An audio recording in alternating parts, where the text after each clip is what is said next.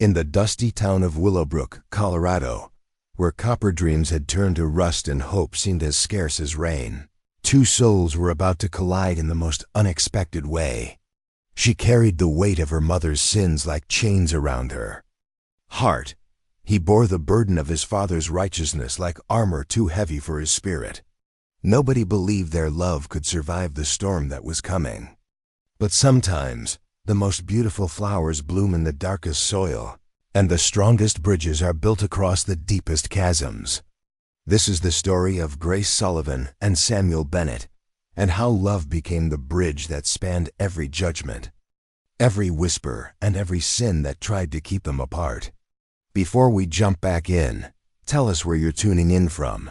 And if this story touches you, make sure you're subscribed, because tomorrow, I've saved something extra special for you. The autumn of 1892 had settled over Willowbrook like a faded quilt, patched with gold and rust where the aspen leaves caught the last of the afternoon light. Grace Sullivan knelt by Copper Creek, her worn hands working soap into the collar of a shirt that belonged to someone who would never speak her name in polite company. The water ran clear and cold, carrying away the suds and the dirt, but never the stain that seemed to follow the Sullivan name through every street, every store, every whispered conversation in this godforsaken town. 22 years old and already carrying the world on her shoulders, Grace had learned to find peace in the rhythm of her work. Scrub, rinse, wring, repeat. Each motion was a prayer she'd never learned to say aloud, a plea for something better than the legacy her mother had left behind. Violet Sullivan had been the most beautiful woman ever to grace the Silver Dollar Saloon, they said, with hair like spun gold and eyes that could make a man forget his own name. She was also the most notorious, and when consumption finally claimed her 3 winters back, the town had breathed a collective sigh of relief. All except Grace, who had watched her mother waste away in the little cabin by the creek, coughing up blood and regret in equal measure. The last words Violet had whispered were not of love or comfort, but of warning. "Don't let them make you pay for my mistakes, Gracie girl. You're worth more than they'll ever believe." But worth was measured differently when your mother's reputation painted you with the same scarlet brush, and Grace had learned that some stains went deeper than any soap could reach. The sound of Ruby's laughter drifted down from the cabin, mixing with little Pete's excited chatter about the arrowhead he'd found near the old mine. At 12, Ruby still held on to hope the way children hold on to fireflies, believing that if you cupped your hands just right, you could keep the light forever. Pete, only 8, saw the world through eyes that hadn't yet learned to recognize the way people's faces changed when they heard the name Sullivan. Grace worked harder to keep it that way, taking in washing and mending from the respectable families who paid her fair wages but would never invite her through their front doors. Mrs. Henderson's petticoat needed new lace. Dr. Mills had torn the sleeve of her writing habit again. Reverend Bennett's Sunday coat required careful pressing where little Pete had accidentally brushed against it with muddy fingers after last week's service. Grace handled each garment with the same careful attention, regardless of who owned it. Honest work deserved honest effort. Her mother had taught her that much before the sickness took her voice. The sun was beginning its descent behind the mountains when Grace heard the thunder of hooves approaching fast. Too fast for a casual rider, too urgent for good news. She stood, water dripping from her hands, and shaded her eyes against the glare. A horse and rider emerged from the pass, the animal lathered with sweat and foam. Its rider slumped forward in the saddle like a sack of grain about to fall. Ruby appeared at the cabin door, her brown hair catching the light. "Grace? What is it?" Before Grace could answer, the horse stumbled, its legs buckling.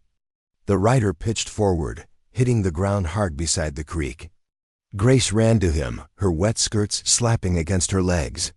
He was young, maybe her own age, with dark hair that curled at his collar and clothes that marked him as a man of some education and means. Blood seeped through his coat from a wound in his shoulder, and his face was pale as winter moonlight. "Sir, can you hear me?" Grace knelt beside him, checking for other injuries. His breathing was shallow but steady, and when she pressed her hand to his chest, his heart beat strong beneath her palm. "Ruby, bring water and clean cloths. Pete, stable his horse and give it water, but not too much at once." The stranger's eyes fluttered open, revealing the deepest blue Grace had ever seen. He tried to speak, but only managed a hoarse whisper. "Robbers took everything. Need to get to Willowbrook." "You're there," Grace said softly. "You made it. But you're hurt bad. Let me help you." He struggled to sit up, wincing with the effort. "Can't impose on strangers. Not proper." Grace almost smiled at that. Proper, as if propriety had ever been a luxury the Sullivan family could afford. "Proper went out the window the moment you nearly died at my doorstep, mister. Now hold still before you bleed all over my clean washing." With Ruby's help, they managed to get him inside the cabin and onto the narrow bed that had been their mother's. Grace cut away his coat and shirt, revealing the bullet wound that had torn through the meat of his shoulder. Clean through, thankfully. But it needed tending. As she worked, cleaning and bandaging the wound with strips torn from her own petticoat, the stranger drifted in and out of consciousness, mumbling words that made Grace's hands still. "Father, forgive them. They know not what. Seminary." Preparing and narrating this story took us a lot of time, so if you are enjoying it, subscribe to our channel. It means a lot to us. Now back to the story. "Must get home. Congregation needs." Grace looked up to find Ruby watching with wide eyes. "Is he a preacher, Grace?" "Sounds like it," Grace murmured, but something cold had settled in her stomach. Preachers in Willowbrook meant one thing: the Bennett family. And if this man was who she thought he might be, she'd just invited trouble straight into her home. The stranger's fever came with the darkness, and Grace spent the night bathing his forehead with cool water and listening to the words that spilled from his delirium. He spoke of his father's expectations, of sermons he'd memorized, of a calling he'd never been certain was his own. He called out for someone named Martha, begged forgiveness from someone named Josiah, and once, just once, he whispered a name that made Grace's blood run cold. "Samuel Bennett," he breathed, and Grace's hands stilled on the cloth. Samuel Bennett, son of Reverend Josiah Bennett, the man who had preached her mother's funeral with barely concealed disgust, who had made it clear that the Sullivan family was welcome in God's house only if they sat in the back and kept their shame quiet. The same Reverend who had refused her mother last rites, claiming that deathbed repentance couldn't wash away a lifetime of sin. Grace stared down at the young man in her care, this stranger who bore the name of her family's greatest enemy. She could turn him out, leave him by the road for someone else to find. Let the Bennett family learn what it felt like to lose someone they loved, the way her mother had died alone and unblessed. But even as the thought crossed her mind, Grace knew she couldn't do it. Whatever his father had done, this man was innocent. He was hurt, helpless, and human. Her mother's voice whispered. In her memory, not the bitter words of warning, but something softer. Something about choosing who you wanted to be, regardless of who the world decided you were. Grace wrung out the cloth and placed it gently on Samuel's fevered brow. "Well, Sam Bennett," she whispered, "looks like we're both about to find out what kind of people we really are." Outside, the wind picked up, rattling the windows of the little cabin. Storm clouds gathered on the horizon, dark and heavy with the promise of rain. Grace settled into the chair beside the bed, rifle across her knees, and prepared to keep watch through the night. She'd saved the life of a preacher's son, and come morning, there would be hell to pay. But for now, in the quiet darkness of the cabin by Copper Creek, there was only the sound of steady breathing, the whisper of wind through the trees, and the first fragile thread of something that might, with enough faith and courage, grow into a bridge strong enough to span the chasm between two hearts that weren't supposed to beat for each other. Ruby had fallen asleep in the corner, clutched around her rag doll, while little Pete snored softly from his bed near the stove.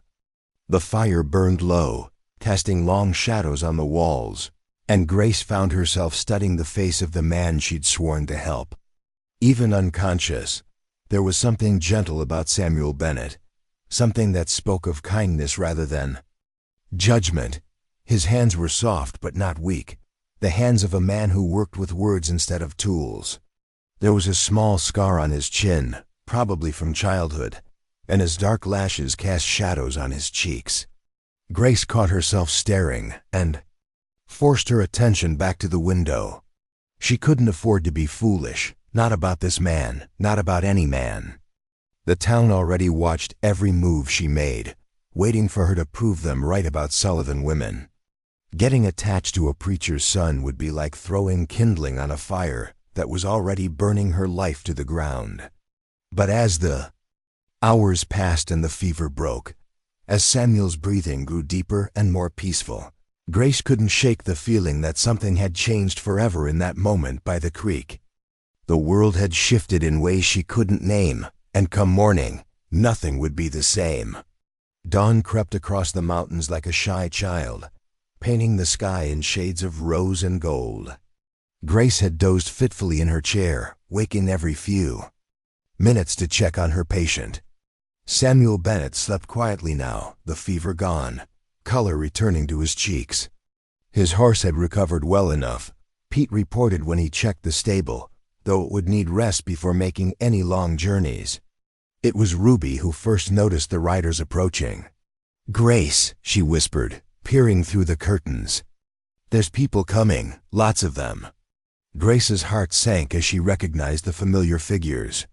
Reverend Josiah Bennett rode in front, his black coat and stern expression as unmistakable as a storm cloud. Behind him came Sheriff Morrison, Dr. Mills, and several other prominent townspeople. Word had spread, as word always did in Willowbrook. The preacher's son was missing, and someone had remembered seeing a lone rider heading toward Copper Creek. Grace smoothed her skirts, checked that Samuel was decently covered, and prepared to face the music. She'd known this moment would come. The only question was whether they'd thank her for saving his life, or condemn her for daring to touch him in the first place. The knock on her door was sharp and demanding. Grace opened it to find Reverend Bennett's cold gray eyes fixed on her, with undisguised suspicion. "Miss Sullivan," he said, his voice carrying all the warmth of January wind. "We're looking for my son, Samuel. He's been missing since yesterday, and someone mentioned seeing a rider in your direction." Grace stepped aside, gesturing toward the bed where Samuel lay sleeping. "He's here, Reverend. Wounded, but alive. Bullet wound to the shoulder. I've done what I could, but he needs proper medical attention." Dr. Mills pushed past her without ceremony, immediately examining Samuel with professional efficiency. Sheriff Morrison lingered in the doorway, his hand resting casually on his gun belt. The message was clear enough. Ruby pressed herself against the wall, eyes wide with fear, while little Pete had disappeared entirely, probably hiding under his bed. Reverend Bennett's gaze swept the cabin, taking in the modest furnishings, the basin of bloody water, the strips of petticoat that had been used for bandages. "You treated his wounds yourself?" "Yes, sir. Cleaned and dressed them as best I could. The fever broke about 2 hours ago." "I see." His tone suggested this was somehow inappropriate, though Grace couldn't fathom what else she was supposed to have done. Let the man bleed to death on her doorstep? Dr. Mills looked up from her examination. "Someone did good work here, Josiah. The wound is clean, properly bandaged. Another few hours and infection could have set in, but whoever treated him knew what they were doing." Grace felt a small surge of pride at the doctor's words. Catherine Mills was one of the few people in town who treated Grace with anything approaching respect, probably because she understood what it was like to be judged for stepping outside society's narrow expectations of women. Samuel stirred at The sound of voices, his eyes opening slowly. When he saw his father standing over him, he tried to sit up, wincing with the effort. "Father? How did you? Where am I?" "You're in the Sullivan cabin, son," Reverend Bennett said, his voice gentling slightly. "This young woman found you and treated your wounds. Can you remember what happened?" Samuel's gaze moved from his father to Grace, and something flickered in those blue eyes. Recognition, perhaps, or maybe just confusion. "The stagecoach, men with guns. They took everything, even my horse." He looked around, frowning. "But I rode here? I don't remember." "You must have caught one of their horses, Doctor," Mills said. "Lucky thing, or you might have bled out on the trail. Miss Sullivan here probably saved your life." Samuel's eyes found Grace again, and this time there was no mistaking the gratitude in his expression. "Thank you," he said simply. "I'm in your debt." Reverend Bennett's jaw tightened. "We should get you home, son. Your mother's been worried." "Sick, of course." Samuel struggled to stand, swaying slightly. Grace moved instinctively to steady him, her hand on his good arm. The contact sent an unexpected jolt through her, and from the way Samuel's eyes widened, she wasn't the only one who felt it.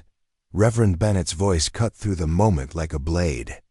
"That won't be necessary, Miss Sullivan. The sheriff can help him." Grace stepped back, stung by the dismissal but not surprised. She'd done what needed doing, and now it was time for the Bennetts to reclaim their own and pretend this had never happened.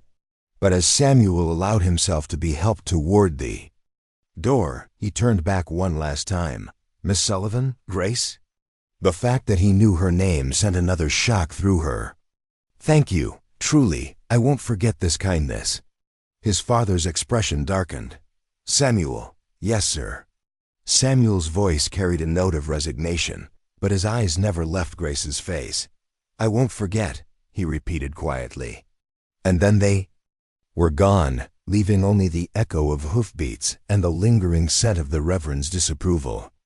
Grace sank into her chair, suddenly exhausted. Ruby crept out from her hiding spot, and little Pete emerged from under the bed like a prairie dog, testing the air for danger. "Are we in trouble, Grace?" Ruby asked, her voice small. Grace pulled her sister close, breathing in the familiar scent of her hair. "No more than usual, honey. No more than usual." But even as she said the words, Grace knew they weren't quite true. Something had started in those few short hours, something that couldn't be undone by morning light or family obligations. Samuel Bennett had looked at her with gratitude instead of judgment, had spoken her name like it was worth something. And that was more dangerous than any scandal, more terrifying than any reputation. Because for the first time in her life, Grace Sullivan had allowed herself to hope that someone might see past the sins of her mother to the woman she was trying to become. And hope, as any Sullivan could tell you, was the most dangerous thing of all. Part 2. The weight of gratitude. 3 days passed before Samuel Bennett returned to Copper Creek, and when he did, he came alone. Grace was hanging sheets on the line behind the cabin when she heard the single horse approaching. Her heart did something foolish in her chest, a little skip that she immediately tried to suppress.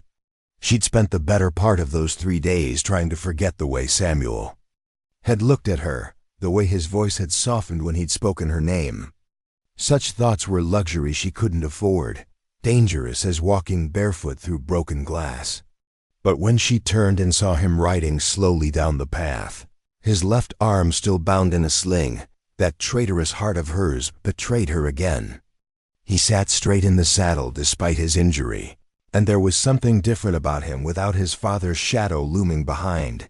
Younger, perhaps. Less burdened by the weight of other people's expectations. Samuel dismounted carefully, favoring his wounded shoulder. He wore simple clothes today, brown trousers and a white shirt open at the collar, nothing that marked him as the son of Willowbrook's most prominent preacher. He could have been any young man calling on any young woman, if the world were a different place. "Miss Sullivan," he said, removing his hat. His dark hair was slightly mussed from the ride, and Grace found herself wondering what it would feel like to smooth it back into place. The thought scandalized her so thoroughly that she nearly dropped the sheet she was holding. "Mr. Bennett." She kept her voice level, professional. "How's the shoulder?" "Healing well, thanks to you." He gestured to the sling. "Dr. Mills says." "I was fortunate. The bullet went clean through, no bone damage. She mentioned that whoever treated the wound initially probably saved me from infection." Grace nodded, not trusting herself to speak. There was something in the way he was looking at her, a directness that made her feel exposed, as if he could see right through the careful walls she'd built around her heart. "I brought you something," Samuel said, reaching into his saddlebags. With his good arm, he withdrew a small cloth bundle and held it out to her. "It's not much, but I wanted to thank you properly." Grace hesitated. Accepting gifts from men, especially men like Samuel Bennett, was exactly the sort of behavior that would fuel the town's gossip mill for months. But the earnest expression on his face, the genuine gratitude in his voice, made it impossible to refuse. Inside the cloth was a small leather-bound book, its cover worn smooth by countless hands. Grace opened it carefully and found herself looking at pages of handwritten recipes, remedies, and household wisdom. The writing was feminine, elegant, and clearly old. "It was my grandmother's," Samuel explained. "She was known throughout the county for her healing knowledge. Herbs, poultices, treatments for everything from fever to broken bones. I thought, given your skill with my injury, you might find it useful." Grace ran her fingers over the delicate script, feeling the weight of the gift in more ways than one. This wasn't just a book. It was a family heirloom, something precious that had been passed down through generations of Bennett women. For him to give it to her, a Sullivan, was either remarkably generous or remarkably foolish. "I can't accept this," she said quietly. "It belongs to your family." "My mother has her own copy," Samuel replied. "And my grandmother always said knowledge should go to those who would use it to help others. I can't think of anyone who deserves it more." The sincerity in his voice made Grace's throat tight. When was the last time anyone had spoken to her with such respect, such genuine appreciation? She clutched the book to her chest, feeling tears prick at her eyes. "Thank you," she whispered. It's wonderful." Samuel's smile transformed his entire face, chasing away the shadows that seemed to follow him like his father's disapproval. "There's something else," he said, and now there was a note of hesitation in his voice. "I was hoping. That is, I wondered if you might allow me to call on you. Properly, I mean, with your permission." Grace's world tilted sideways. She stared at him, certain she'd misheard. "Call on me? I know it's not conventional," Samuel said, color rising in his cheeks. "And I know there might be talk. But I'd like to get to know you better, Miss Sullivan. You saved my life. And in doing so, you showed me something I'd never seen before." "What's that?" Grace asked, though she was afraid of the answer. Kindness without expectation of reward. Grace without conditions. His eyes met hers steadily. "You didn't know who I was when you found me, and even when you did, you never asked for anything return. In my world, Miss Sullivan, that's rarer than gold." Grace felt the walls around her heart crack just a little. Part of her wanted to say yes, to let herself believe that maybe, just maybe, love could bridge the gap between their worlds. But the practical part, the part that had kept her family fed and clothed for 3 years, knew better. "Mr. Bennett," she said carefully, "I appreciate your gratitude, truly I do. But we both know what people would say if the preacher's son started courting the daughter of Violet Sullivan. Your father would never approve, and the town." She shook her head. "It would be harder on both of us than you can imagine." Samuel stepped closer, and Grace caught the scent of soap and leather, clean and masculine and entirely too appealing. "What if I don't care what people say?" "You should," Grace replied firmly. You have a calling, a future. I won't be the reason you lose all of that. What if that calling isn't what I thought it was? Samuel's voice was quiet but intense. What if God has a different plan for my life than what my father mapped out? Before Grace could respond, the sound of children's laughter broke the tension. Ruby came running around the corner of the cabin, her brown braids flying, with little Pete close behind. They both pulled up short when they saw Samuel, suddenly shy. "Ruby, Pete, this is Mr. Bennett," Grace said, grateful for the interruption. "Mr. Bennett, these are my siblings." Samuel crouched down, bringing himself to their eye level. "Pleased to meet you both. I understand I have you to thank as well for helping your sister take care of me." Ruby peeked out from behind Grace's skirts. "Are you really a preacher?" Samuel chuckled. "Well, I'm studying to be one." "What do you think a preacher should be like?" "Nice," Ruby said decisively. "And he should tell good stories." "I can do both of those things," Samuel said solemnly. "Would you like to hear a story?" Both children nodded eagerly, and before Grace could object, Samuel had settled himself on the wooden steps of the cabin, Ruby and Pete flanking him like eager disciples. His voice took on a different quality as he began to speak, warm and engaging, painting pictures with words that held the children spellbound. Grace found herself listening as well, drawn into the tale of David and Goliath that Samuel told not as a dry recitation of Scripture, but as a living, breathing adventure.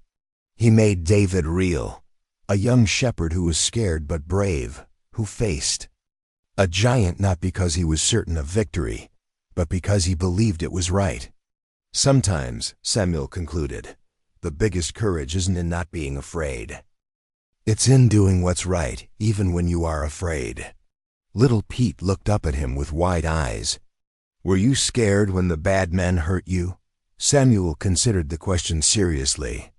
"Yes, I was. But I was lucky enough to find people brave.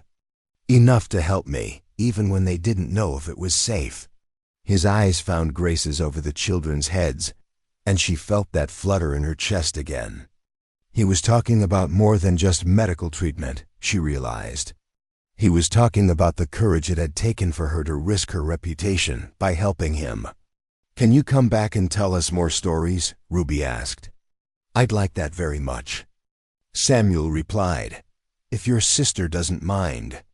Grace felt trapped between her head and her heart, between the practical voice that screamed danger and the part of her that was starved for kindness, for connection, for the possibility that maybe she could have something beautiful in her life. "We'll see," she said finally, which was as close to yes as she dared to get. Samuel stood, brushing dust from his trousers. "I should go, but thank you, Miss Sullivan, for the conversation. And for everything else." He mounted his horse with some difficulty, his injured arm making the process awkward. Grace watched him struggle for a moment before stepping forward. "Here," she said, offering him a hand up. Their fingers touched briefly as he accepted her help, and Grace felt that jolt of awareness again, stronger this time. "Thank you, Samuel," said quietly, and there was something in his voice that had nothing to do with assistance mounting a horse. After he rode away, Grace stood in her yard holding her grandmother's recipe book and trying to make sense of the chaos in her heart. Ruby tugged at her skirt. "I like him, Grace. He's not like the other church people." Out of the mouths of babes, Grace gathered her sister close, breathing in the scent of her hair and trying to ground herself in reality. "Sometimes people surprise us, honey. But that doesn't mean we should count on it." But even as she said the words, Grace found herself opening the little book Samuel had given her, running her fingers over his grandmother's careful script. On the inside cover, in fresher ink, someone had written a message, "For Grace Sullivan, who proves that angels come in many forms. With deepest gratitude, S.B."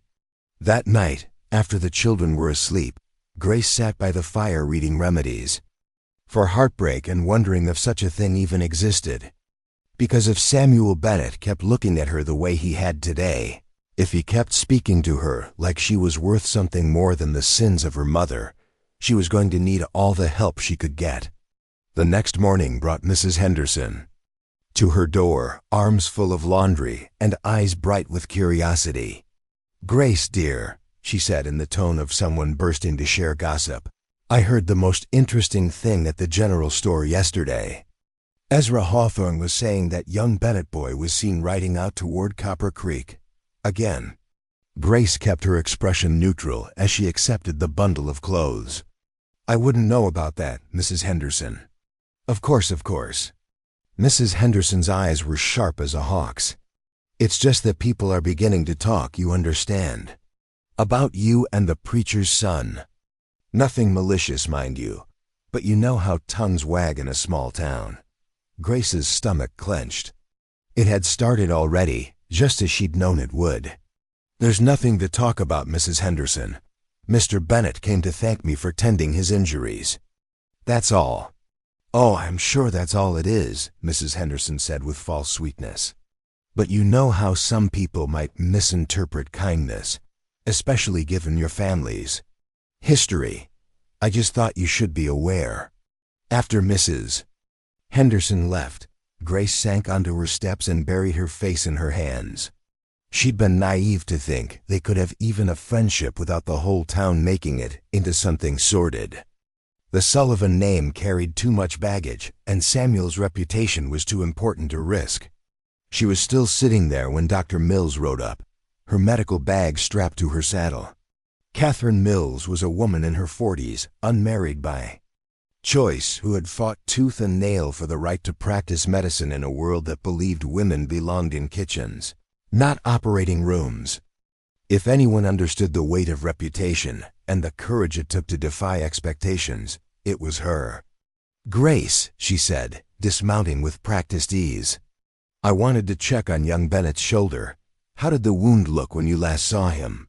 "Healing well," Grace replied. "No signs of infection. Good color to the skin around the stitches." Dr. Mills nodded approvingly.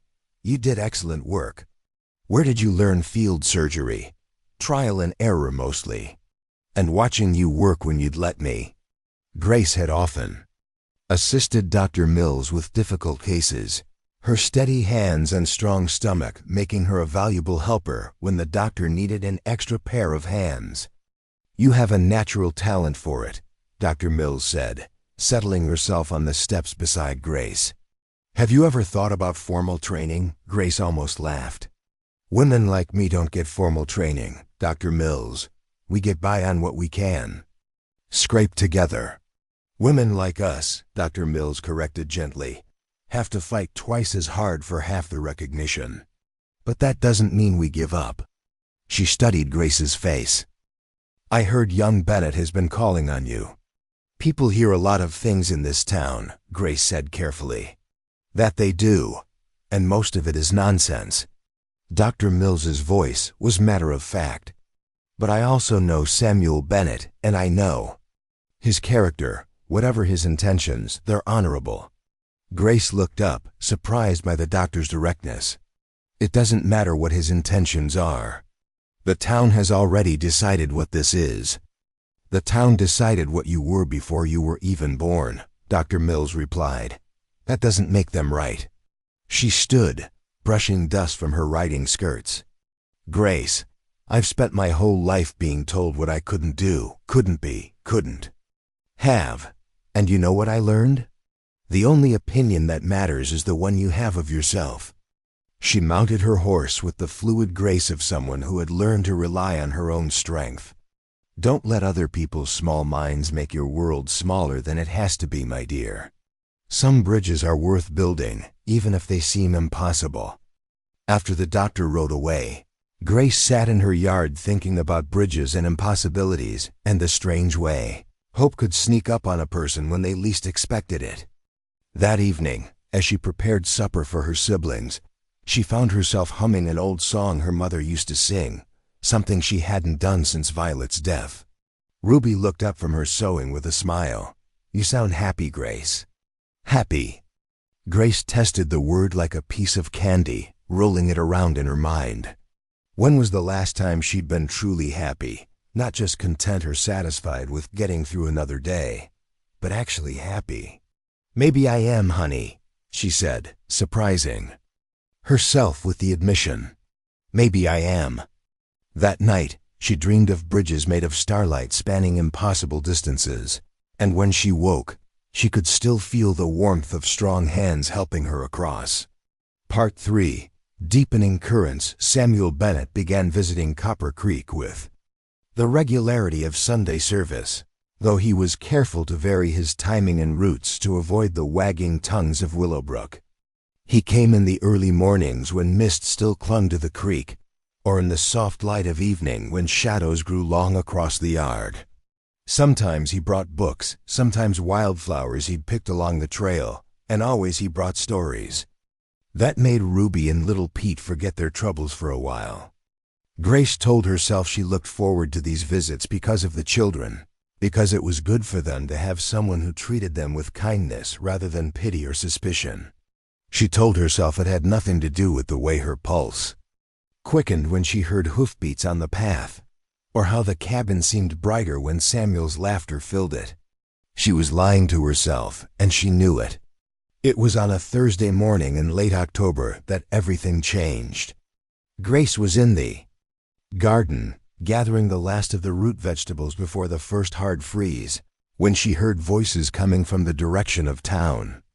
Not the casual conversation of neighbors, but the angry, urgent tones of men with purpose. She straightened, wiping dirt from her hands, and saw a group of riders approaching her property. Ezra Hawthorne led them, his expensive suit in gold, watch chain marking him as clearly as a flag. Behind him rode Sheriff Morrison and 3 other men Grace recognized as members of the town council. Their faces were grim, their purpose unmistakable. Grace's heart hammered in her chest as she walked to meet them, chin raised despite her fear. Whatever this was about, she wouldn't give them the satisfaction of seeing her cower. "Mr. Hawthorne," she said evenly, "gentlemen, what brings you all the way out to Copper Creek?" Hawthorne dismounted, his pale eyes cold as winter ice. He was a man who had made his fortune in the copper boom and hadn't let anyone forget it since. Grace had always suspected he harbored particular animosity toward her family, because her mother had once turned down his advances, choosing honesty about her profession over the security his wealth could have provided. "Miss Sullivan," Hawthorne sighed, his voice dripping with false civility. "We need to discuss your recent associations." "I'm not sure what you mean," Grace replied, though her stomach was sinking like a stone. "Don't play coy with us, girl." This from Councilman Wright, a florid man who smelled perpetually of whiskey despite his public support of temperance. "The whole town's talking about you and the Bennett boy. Decent folks are concerned about the influence you might be having on a young man of the cloth." Grace felt heat rise in her cheeks, but she kept her voice level. "Mr. Bennett is a grown man who can choose his own company. I fail to see how that concerns the town council." "It concerns us," Hawthorne said, stepping closer, "because that young man represents the moral fiber of this community. His father has built this church into something respectable, something that draws good, Christian families to settle here.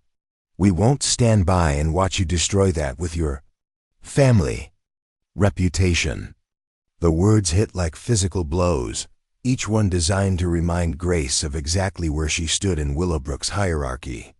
She thought of her mother, dying slowly and painfully while the town's so-called moral leaders whispered about divine judgment and deserved punishments. "My family reputation," Grace said carefully, "has nothing to do with my actions or my character." Sheriff Morrison shifted in his saddle, looking uncomfortable but unwilling to speak up. Grace had always suspected he was a decent man trapped by the expectations of his position, but decency without courage was cold comfort when facing down a pack of wolves. "Your character?" Hawthorne laughed, the sound sharp and cruel. "You're the daughter of a whore, girl. The apple doesn't fall far from the tree, and we won't have you corrupting that boy with whatever wiles you learned at your mother's knee." Something snapped inside Grace at those words. Years of biting her tongue, of enduring insults and implications, of accepting less than she deserved because of circumstances beyond her control, came rushing to the surface like water breaking through a dam. "How dare you," she said, her voice deadly quiet. "How dare you come to my property, insult my family, and pretend it's about moral concern? You want to know about corruption, Mr. Hawthorne? Maybe we should talk about the miners' widows you cheated out of their claims. Or the way you raised prices at your store whenever folks got desperate enough to accept credit. Or the fact that half the town council drinks at Murphy's back room while preaching temperance on Sundays." Hawthorne's face went purple with rage. "You insolent little—" "The only insolence here," a new voice cut through the air, "is a group of grown men coming to harass a woman on her own property." Samuel Bennett rode into the yard like an avenging angel, his horse lathered from a hard ride. His shoulder was still bound, but he sat straight in the saddle, every inch the gentleman. Despite his obvious fury, Grace had never been so glad to see anyone in her life, even as her heart sank at the implications of his presence. "Samuel," Hawthorne's voice took on a conciliating tone. "We were just discussing. I know exactly what you were discussing." Samuel interrupted, dismounting with sharp, angry movements. "I could hear your voices from the main road. Is this how Willowbrook's leadership conducts itself? Riding out in groups to intimidate a woman who has done nothing but show Christian kindness to others?" Councilman Wright puffed up like an angry rooster. "Now see here, boy, your father—" "My father," Samuel said, his voice carrying an authority Grace had never heard from him before, "taught me that true Christianity is judged by how we treat those society considers least among us. What I see here is a group of men bullying a woman whose only crime was saving my life." The silence that followed was thick with tension. Grace watched the play of emotions across Samuel's face and realized that something fundamental had shifted. In him, the dutiful son was gone, replaced by a man who had chosen his ground and intended to hold it. "You don't understand the situation," Hawthorne said, his voice tight with barely controlled anger. "This woman comes from a family of—" "I understand perfectly," Samuel cut him off. "Miss Sullivan comes from a family that has faced hardship with dignity and grace. She has worked honestly to support her siblings, shown kindness to strangers, and demonstrated more Christian virtue than I've seen from most of the congregation. If that threatens you, perhaps you should examine your own consciences." Grace felt tears prick at her eyes. No one had ever defended her like this, with such conviction and courage. But even as warmth bloomed in her chest, she felt cold dread at what this would cost him. Sheriff Morrison finally spoke up, his voice reluctant but firm. "Samuel, son, you need to think about what you're saying. Your position in the community, my position in any community worth being part of," Samuel replied, "is based on my actions, not my ability to conform to other people's prejudices." He moved to stand beside Grace, close enough that she could feel the warmth radiating from his body. It was a statement as clear as any words, a line drawn in the dirt that said he had chosen his side. Hawthorne's eyes glittered with malice. "Your father will hear about this, boy. The whole congregation will hear about this. We'll see how long your noble sentiments last when you're watching from the outside, as someone else takes over your intended ministry." "Then so be it," Samuel said quietly, and Grace's heart broke a little at the pain she heard beneath his determined words. "Some things are worth the cost." The councilmen remounted their horses, their mission clearly failed, but their anger undiminished. Hawthorne paused before mounting, his gaze moving between Samuel and Grace with calculating coldness. "This isn't over," he said. "Mark my words, both of you. This town has ways of dealing with people who think they're above common decency." After they rode away, Grace and Samuel stood in the sudden quiet of her yard, the weight of what had just happened settling around them like dust after a storm. Ruby and little Pete emerged from wherever they'd been hiding, their faces pale with fear. "Grace?" Ruby's voice was small. "Are we in trouble?" Grace knelt and gathered both children close, trying to offer comfort she didn't feel. "No, honey. Everything's going to be all right." But over their heads her eyes met Samuel's, and she saw her own uncertainty reflected there. They had crossed a line today, all of them, and there would be no going back. "I should go," Samuel said quietly. "I've caused you enough problems for one day." "No," the word came out sharper than Grace intended.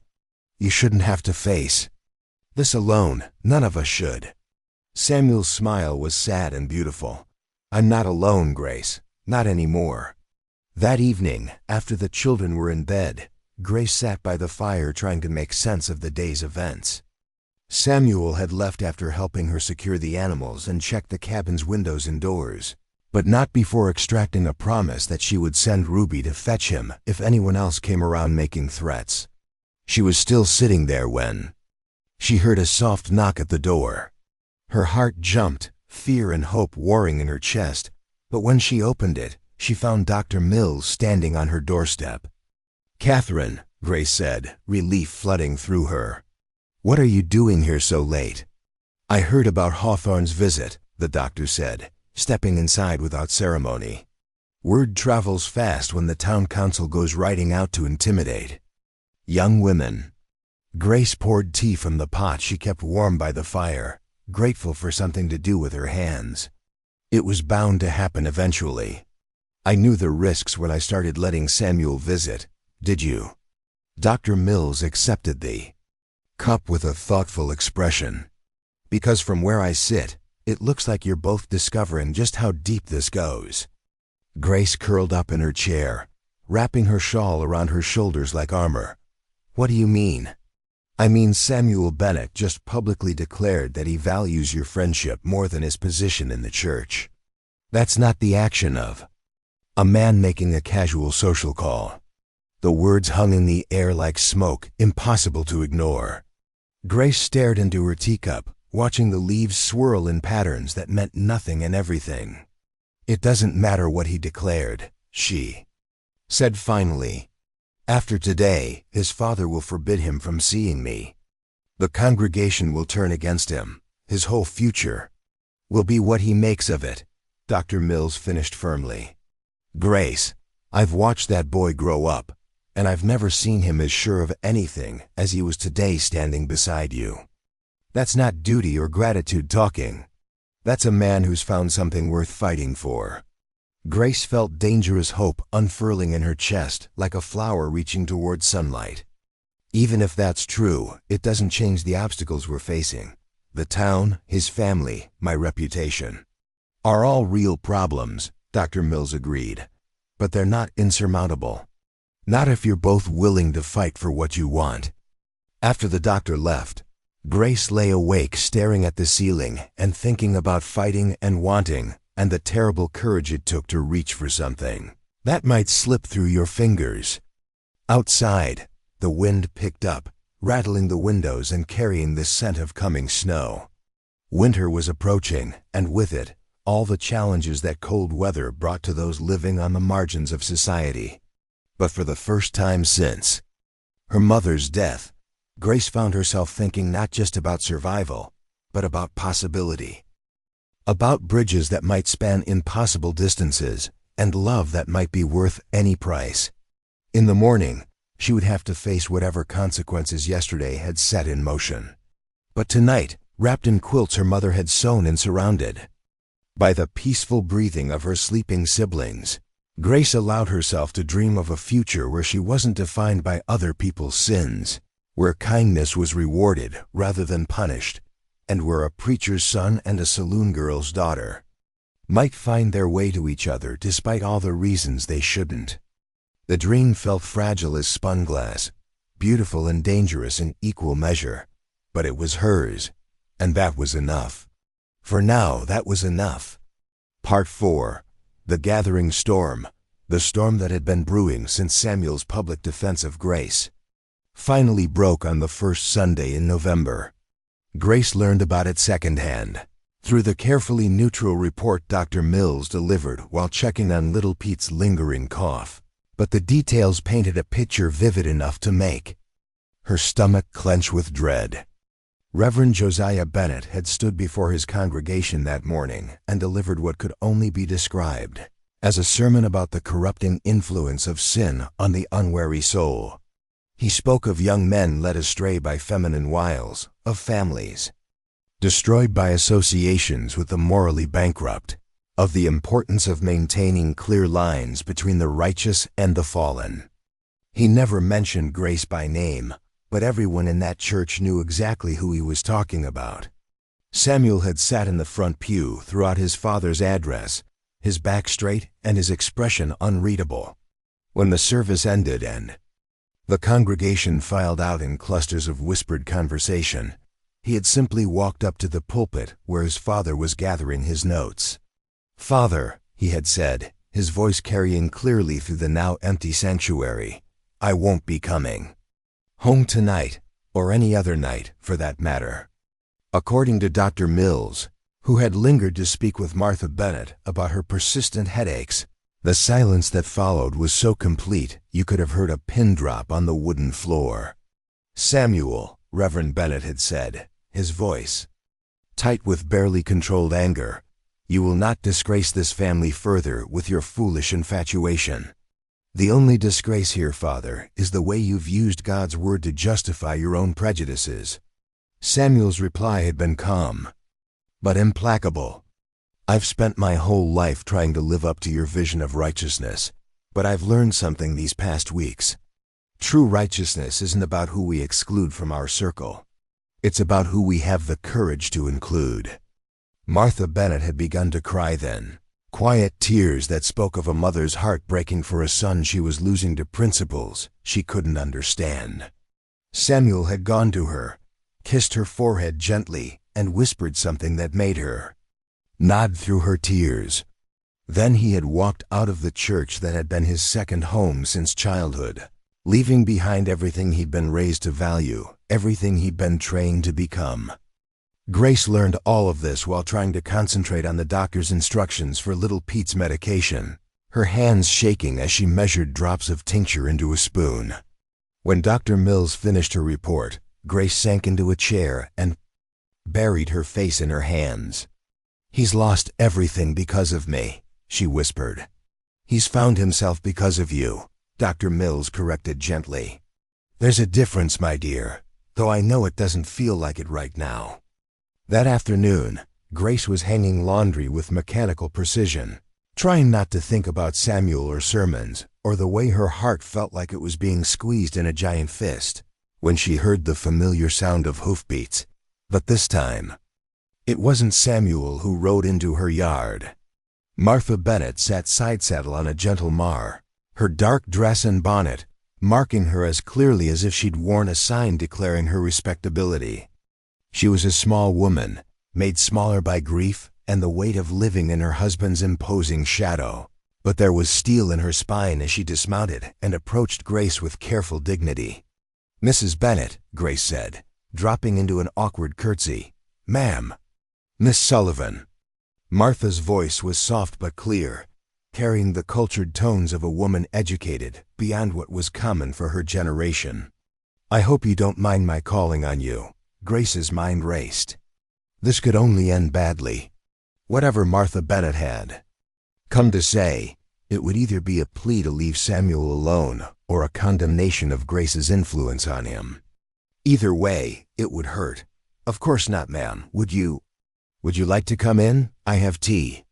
Martha smiled, an expression so like Samuel's that Grace felt her chest tighten. "That would be lovely, dear. Thank you." Inside the modest cabin, Martha Bennett looked around with the same careful attention Samuel had shown on his first conscious day there. But where Grace had expected judgment or disdain, she saw something that looked almost like approval. "You keep a lovely home," Martha said, accepting a cup of Grace's best tea. "It's clear you care for your family well." "I do my best, ma'am." Grace perched on the edge of her own chair, ready to defend herself against whatever accusations. "We're coming." But Martha simply sipped her tea and looked out the window toward where Ruby and little Pete were playing by the creek. "Samuel speaks of you often," she said finally.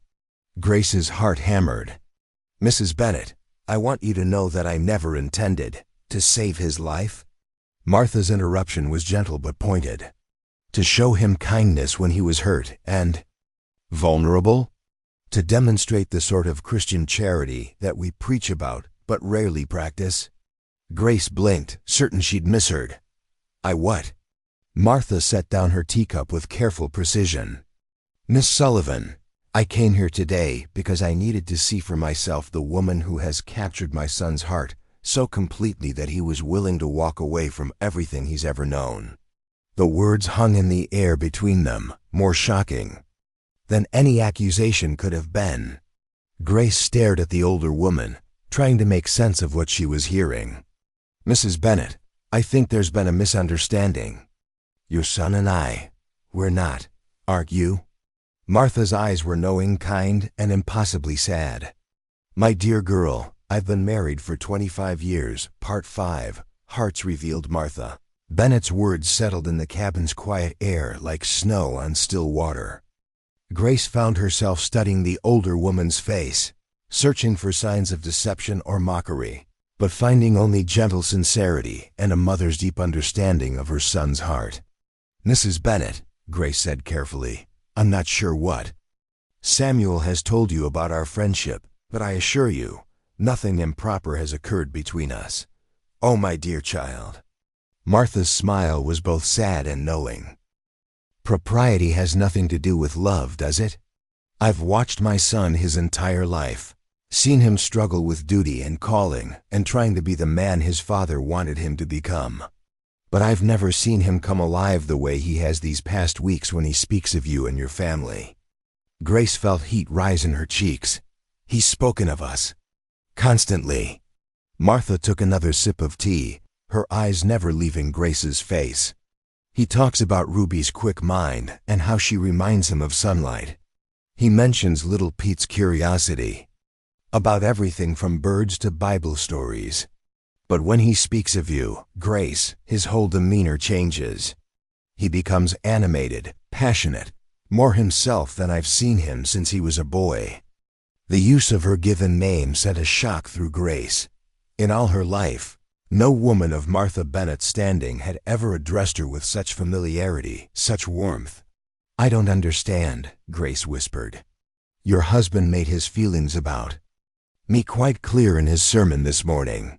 Surely you must share his concerns about your son's reputation, his future." Martha was quiet for a long moment, gazing out the window where the afternoon light was beginning to slant low through the trees. When she spoke, her voice carried the weight of years of careful silence finally broken. "Josiah is a good man in many ways," she said slowly. "He truly believes he's protecting our community, preserving moral standards that he sees as essential to civilization. But he's forgotten something important about faith, something I pray my son never loses." "What's that?" "That grace isn't something we earn through perfect behavior or untainted bloodlines. Grace is a gift freely given, most often to those society deems least deserving of it." Martha met Grace's eyes directly. "You carry that gift in your very name, my dear, and more importantly, you live it every day through your actions." Grace felt tears prick at her eyes. She'd spent so many years hearing her name spoken with derision or pity that she'd almost forgotten it could sound beautiful in someone else's mouth. "Your son," Grace said, her voice thick with emotion, "he's going to lose everything because of his association with me. His calling, his place in the community, his relationship with his father." "He's already lost his relationship with his father," Martha replied sadly. "That happened the moment Josiah decided that social standing mattered more than Christian compassion. As for his calling..." She paused, considering her words carefully. "Perhaps God has a different path in mind for Samuel than the one we mapped out for him." Before Grace could respond, the sound of approaching horses interrupted their conversation. Grace's stomach clenched with familiar dread, but when she looked out the window, she saw only one rider. Samuel dismounted slowly, his movements betraying a weariness that went deeper than physical fatigue. He stopped short when he saw his mother's mare tethered near the cabin, his face cycling through surprise, concern, and something that might have been hope. "Mother?" he called out, his voice uncertain. Martha stood, smoothing her skirts with nervous hands. "That would be my cue to leave, I think. You two need to talk, and I need to have a long conversation with your father about what really matters in this life." She moved toward the door, then paused, turning back to Grace with an expression of maternal determination. "Miss Sullivan." "Grace, I want you to know that regardless of what happens between my husband and son, you will always be welcome at my table. Any woman who can inspire my Samuel to find his own moral courage deserves nothing but respect and gratitude from his family." Grace stood as well, overwhelmed by the older woman's kindness. "Mrs. Bennet, call me Martha, dear. I have a feeling we're going to know each other quite well." With that, Martha Bennet opened the door and stepped out to meet her son. Grace watched through the window as mother and son embraced, saw the way Martha cupped Samuel's face in her hands, and spoke words that made his shoulders relax slightly. Then Martha was mounting her horse and riding away, leaving Samuel standing alone in the yard, looking after her with an expression of wonder. He turned toward the cabin then, and Grace felt her heart stutter at the raw emotion in his face. This was a man who had lost everything familiar and was still finding his footing in a world that suddenly looked completely different. Grace opened the door before he could knock, and they stood there for a moment, just looking at each other, the weight of unspoken truths hanging between them like a bridge waiting to be crossed. "I heard about this morning," Grace said softly. "About what happened at church." Samuel nodded, running a hand through his hair. News travels fast in a small town. Too fast. Grace stepped aside to let him enter. "Samuel, I'm so sorry. I never wanted you to lose your relationship with your father because of me. You didn't cause this, Grace." Samuel's voice was firm, though she could hear the pain beneath his certainty. "This was always going to happen, sooner or later. I've been pretending to be someone I'm not for so long that I'd almost forgotten who I really was underneath all those expectations." Grace poured him tea from the pot that still held warmth from his mother's visit, noticing how his hand shook slightly as he accepted the cup. "And who are you, really?"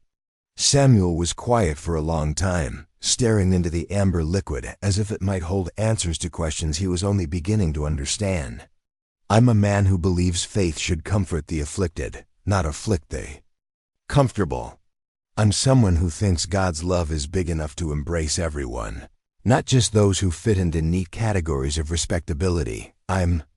He looked up, meeting her eyes with an intensity that made her breath catch. "I'm someone who's falling in love with a woman whose courage and kindness put my years of theological study to shame." The words hit Grace like lightning, illuminating everything she'd been trying not to acknowledge, not to hope for. She set down her own cup with unsteady hands, afraid to trust what she'd heard. "Samuel, I know it's impossible," he continued, his words coming faster now, as if a dam had burst inside him. "I know there are a dozen reasons why we can't have a future together. The town will never accept us, my father will never forgive me, and you deserve better than a man who's lost his calling and his family in the same day." "Stop!" Grace's voice was quiet but firm. "Just stop right there." Samuel fell silent, watching her with eyes that held fear and hope in equal measure. Grace took a deep breath, feeling as if she were standing on the edge of a cliff, about to take a leap that would either destroy her or set her free. "You think you're the only one who's been falling? You think I haven't been lying awake nights trying to convince myself that what I feel for you is just gratitude or friendship or anything other than what it really is?" The cabin seemed to hold its breath around them. Outside, Grace could hear Ruby and little Pete playing by the creek, their voices a distant melody of innocence and joy. "What is it really?" Samuel asked, his voice barely above a whisper. Grace stood, moving to the window where she could see her siblings building small dams in the creek with sticks and stones. They were so young, so full of hope for a future that seemed impossibly bright from their perspective. She wanted that same hope for herself, wanted to believe that love really could bridge every gap, heal every wound, overcome every obstacle. "It's love," she said simply, the words falling into the quiet like stones into still water. "I love you, Samuel Bennett, even though I shouldn't. Even though it's dangerous and impossible, and likely to end in heartbreak for both of us." She heard him stand, felt him move to stand behind her. His hands came to rest gently on her shoulders, and she leaned back into his warmth, letting herself have this moment of perfect honesty. "It doesn't have to end in heartbreak," he said, his breath warm against her ear. "We could leave, Grace. We could go somewhere new, somewhere people don't know our histories. I have some money saved enough to make a start somewhere else." Grace closed her eyes, letting herself imagine it for a moment. A new town, a new life, a chance to be simply Samuel and Grace instead of the preacher's son and the saloon girl's daughter. It was a beautiful dream, as tempting as summer rain after a long drought. But dreams had to be weighed against reality. And the reality included 2 children who depended on her, a community that had grudgingly accepted her presence, and the knowledge that running away never truly solved anything. "What about Ruby and Pete?" she asked. "I can't abandon them. They'd come with us, of course." Samuel's arms came around her waist, holding her against him. "We'd be a family, all of us. I'd be honored to help you raise them." The offer was everything Grace had never dared to hope for, and the sincerity in Samuel's voice told her he meant every word. But there were other considerations, practical concerns that love couldn't simply wish away. "And what would you do for work in this new place?" she asked gently. "You're trained for the ministry, Samuel. It's not just what you do, it's who you are." She felt him tense behind her, recognizing the truth in her words even as he wanted to deny it. "I could find other work. Farming, perhaps, or clerking in a store. I'm not afraid of honest labor. I know you're not." Grace turned in his arms, looking up into his face. "But you're called to preach, to help people find their way to God. Just because your father has a narrow view of Christianity doesn't mean you should abandon your gift entirely." Samuel's smile was rueful. "What good is a gift that comes wrapped in family scandal? No church is going to hire a minister whose wife was raised in a saloon." "Maybe not the traditional churches," Grace agreed. "But there are other ways to serve, other places where your message might be needed even more." Before Samuel could respond, the cabin door burst open and Ruby tumbled inside, her cheeks flushed with excitement and her braids streaming behind her. Grace, little Pete caught a fish, a real fish. He wants to show." She stopped short, noticing Samuel's arms around Grace's waist, the intimate way they were standing together. Her young face cycled through confusion, understanding, and finally delight. "Are you going to marry my sister?" she asked with the directness that only children possess. Samuel and Grace sprang apart as if they'd been caught doing something scandalous, both of them flushing red. But Ruby's expression was hopeful rather than shocked, and when little Pete appeared in the doorway, holding a small trout with obvious pride, his face lit up at the sight of Samuel. "Mr. Bennett, look what I caught." "Grace, can we cook it for supper? Can Mr. Bennett stay and eat with us?" Grace looked from her brother's eager face to her sister's knowing smile, to Samuel's expression of wonder and belonging, and felt something settle into place in her chest. This was what family looked like, what love looked like when it was allowed to grow freely instead of being pruned and shaped by other people's expectations. "Yes," she said, the word carrying more weight than a simple response to little Pete's question. "Yes, I think Mr. Bennett should definitely stay for supper." Samuel's answering smile was brilliant enough to light the growing darkness outside. "I'd like that very much." As Ruby and Little Pete chattered excitedly about the fish and how they were going to cook it, as Samuel rolled up his sleeves to help prepare the meal, as the cabin filled with the warm sounds of family life, Grace allowed herself to believe that maybe, just maybe, love really was strong enough to build bridges across impossible distances. The future was still uncertain, still filled with obstacles that would require all the courage and faith they could muster.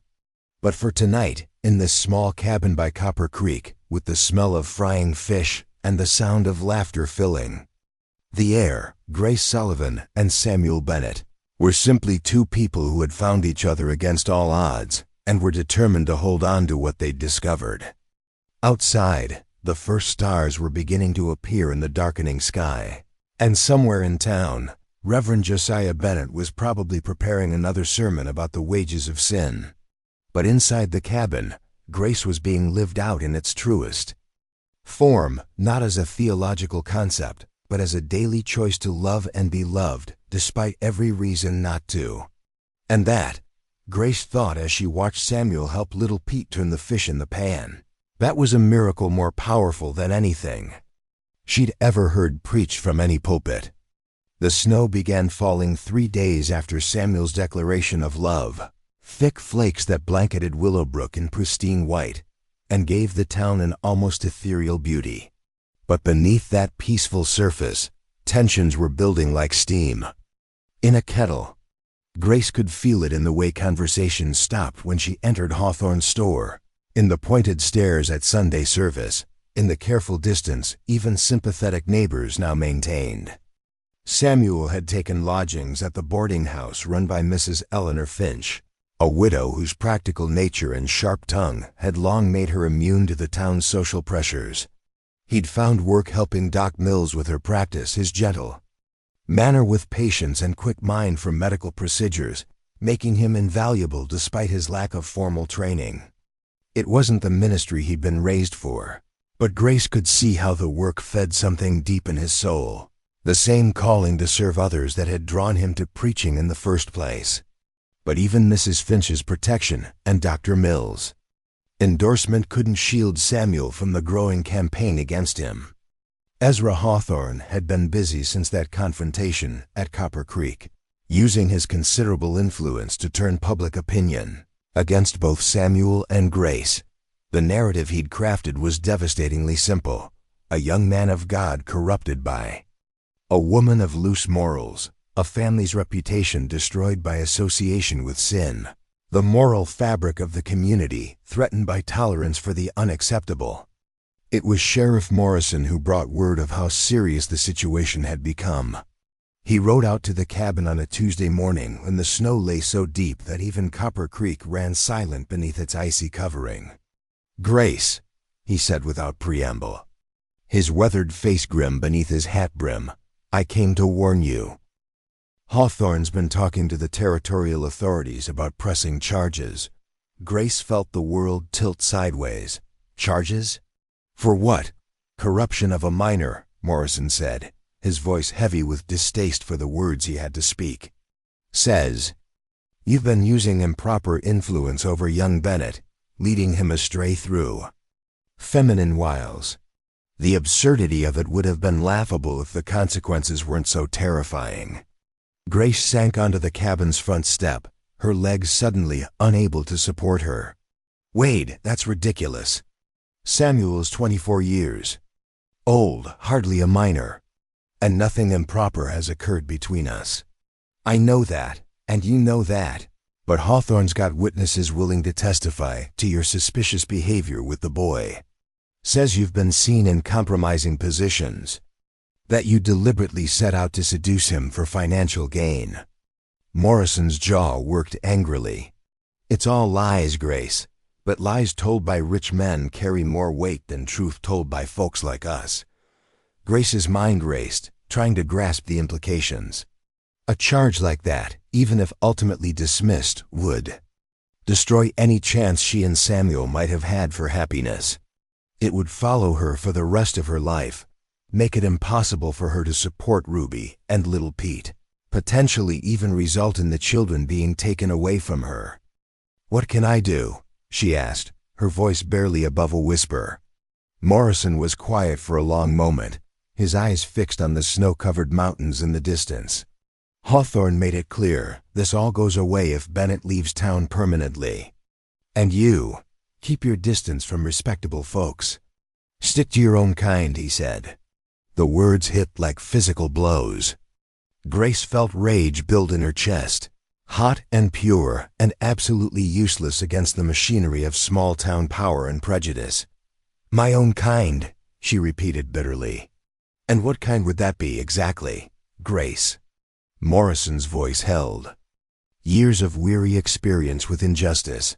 I've got to ask, is it worth it, this thing with Bennett? Is it worth risking everything for?"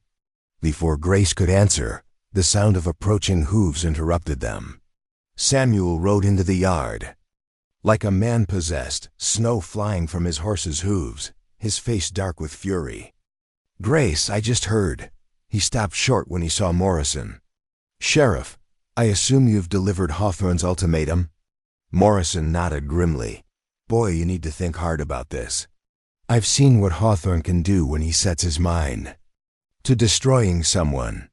He's got money, influence, and absolutely no conscience when it comes to protecting what he sees as his interests." Samuel dismounted with sharp, angry movements. "And what interests are those, exactly? Keeping people in neat little categories where he can control them?" "Keeping the town respectable," Morrison replied. "Or his version of it anyway." "Samuel, son, you could still salvage this. Leave Willowbrook, start fresh somewhere else. Find yourself a nice girl from a good family. Build the life your parents wanted for you." Samuel's laugh was harsh and empty. "You mean find someone whose bloodline meets with public approval? Someone who won't threaten the established order of things?" He shook his head. "Sheriff, with all due respect, that's not love. That's business arrangement disguised as morality." Grace watched the exchange with growing dread. She could see the determination in Samuel's eyes, the set of his jaw that meant he was preparing to fight regardless of the odds. It was exactly what she'd fallen in love with about him, and exactly what was going to destroy him. "Samuel," she said quietly, "maybe the sheriff is right. Maybe we should consider—" "No." The word came out sharp and final. "Grace, I won't be driven away by a man who thinks his money gives him the right to dictate other people's lives. And I sure as hell won't abandon you to face his vindictiveness alone." Morrison sighed, the sound carrying the weight of a man who'd seen too many good people ground down by forces beyond their control. "Then you'd better be prepared for war, son, because that's what this is going to be." After the sheriff left, Grace and Samuel sat in the cabin's main room while Ruby and little Pete played quietly in the corner, somehow sensing the gravity of the adult conversation occurring nearby. The fire crackled in the stove, casting warm light across walls that suddenly felt like a fortress under siege. "We have to be realistic about this," Grace said, her voice steady despite the turmoil in her chest. "Hawthorne has resources we can't match. He can drag this out in court for months, years even. The scandal alone will destroy both our reputations. Permanently." Samuel reached for her hand, his fingers warm and callousing from his work with Dr. Mills. "Then we make sure it doesn't go to court. How do we do that?" "He holds all the cards." Samuel was quiet for a moment, his thumb tracing circles on the back of Grace's hand. When he looked up, there was something new in his expression, a kind of calm determination that spoke of decisions made and bridges burned. "Not all of them," he said finally. "Grace, what would you say to getting married tomorrow?" Grace's heart stuttered. "What? Think about it," Samuel continued, warming to his idea. "Hawthorne's whole case depends on painting you as a corrupting influence, someone who seduced me for personal gain. But if we're married, if this is clearly a love match between equals, that narrative falls apart. "Samuel, you can't seriously be suggesting we get married just to spite Ezra Hawthorne." Samuel cupped her face in his hands, his eyes intense and utterly serious. "I'm not. I'm suggesting we get married because I love you beyond reason, because I can't imagine a life without you and Ruby and little Pete in it, because every day I spend with you convinces me more that God brought us together for a purpose neither of us fully understands yet." He smiled, and it was like sunrise after the darkest night. The fact that it would also drive Hawthorne absolutely insane is just a delightful bonus. Grace felt tears prick at her eyes. "Your father will never perform the ceremony. No minister in town will. Judge Harrison will," Samuel said with quiet confidence. "He's been a friend of Dr. Mills for years, and he's got no love for Hawthorne's heavy-handed tactics. Besides, a civil ceremony is just as legal as a religious one." Grace looked across the room where Ruby was helping little Pete with his letters. Their dark heads bent together over a slate board. These children she'd raised, these precious souls who depended on her, who deserved stability and security and a chance at happiness. Marriage to Samuel would give them all of that, but it would also paint a target on their backs that might never fade. "The town will never accept it," she said. "They'll make our lives miserable." "Some of them will," Samuel agreed. "But others, the ones worth knowing, will come around. And those who don't?" He shrugged. Their approval was never worth having anyway. That evening, as Grace prepared supper and Samuel helped the children with their lessons, she found herself studying this man who had turned her world upside down in the most beautiful way possible. He was patient with little Pete's endless questions, gentle with Ruby's shy confidences, unfailingly kind even when exhaustion from his long days with Dr. Mills showed in every line of his body. This was what love looked like in the everyday moments, she realized. Not the desperate passion of poetry or the grand gestures of romantic novels, but the quiet decision to show up, day after day, for the people who mattered most. After the children were asleep, Grace and Samuel sat by the fire talking about practicalities and possibilities, about the life they might build together if they had the courage to reach for it. Samuel had been thinking beyond just the immediate crisis, making plans that spoke of a man who saw their relationship as permanent, binding, worth any sacrifice. "I've been talking to Dr. Mills about establishing a practice in one of the mining camps up in the mountains," he said. "Rough places where a man's past matters less than his willingness to work. There's real need there, Grace.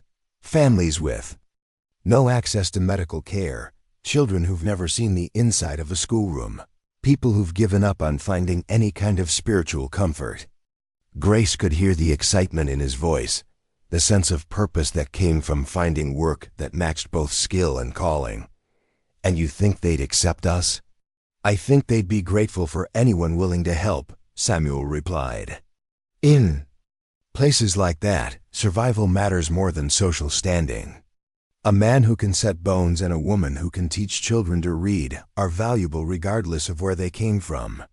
It was a vision of the future that Grace had never dared to imagine, one where she and Samuel could build something meaningful together, where Ruby and little Pete could grow up free from the whispers and judgments that had shadowed their childhood. "When?" she asked, and Samuel's smile told her he understood she was saying yes to all of it, the marriage and the new life and the leap of faith it would require. "Judge Harrison can marry us tomorrow afternoon if we get the license in the morning," Samuel said. "Then we can leave for the mountains before Hawthorne even knows what's happened." Grace felt a thrill of terror and exhilaration run through her. That fast? That fast? Samuel's hand found hers in the firelight. "Grace, I know it seems sudden, but I've never been more certain of anything in my life. Have you?" She looked into his eyes, those clear blue depths that had first captured her attention when he was delirious with fever and pain. So much had changed since that day, but one thing had remained constant, the absolute certainty that this man was meant to be part of her life, part of her family's life, in ways that went deeper than romance or convenience. "No," she said simply. "I've never been more certain of anything." The next day dawned clear and cold, with the kind of crystalline brightness that made the whole world look newly made. Grace woke before sunrise and stood at her window, watching the light creep across the snow-covered yard, trying to absorb the magnitude of what this day would bring. By the time Samuel arrived with the marriage license and a small bouquet of winter flowers he'd somehow procured despite the season, Grace had packed everything essential into 2 trunks and a collection of cloth bags. Ruby and little Pete, sworn to secrecy until the ceremony was complete, vibrated with excitement and nervousness in equal measure. "Are we really leaving Willowbrook forever?" Ruby asked as Grace braided her hair with extra care, wanting her sister to look her best for what would serve as both a wedding and a goodbye. "Yes, honey," Grace replied. "We're going to start over somewhere new, somewhere we can all be happy." Little Pete, clutching the wooden horse Samuel had carved for him, looked up with the direct gaze that always reminded Grace of their mother. "Will the people there like us?" Grace knelt to his level, smoothing his dark hair with gentle fingers. "Some will, some won't. But the important thing is that we'll be together, all of us. And we'll like ourselves, which matters more than what strangers think." Dr. Mills arrived at noon to serve as witness and provide transportation to the courthouse. Her buggy large enough to accommodate the small wedding party and their belongings. She embraced Grace warmly, her usually brusque manner softened by genuine affection. "I'm going to miss you, my dear," she said, "but I think you're making exactly the right choice. Samuel's a good man, and those children need a father." The ceremony itself was simple, conducted in Judge Harrison's chambers with only Dr. Mills, Ruby, and little Pete in attendance. Grace wore her best dress, dark blue wool that brought out her eyes, and Samuel had managed to find a white shirt and properly pressed trousers that made him look every inch the gentleman he'd been raised to be.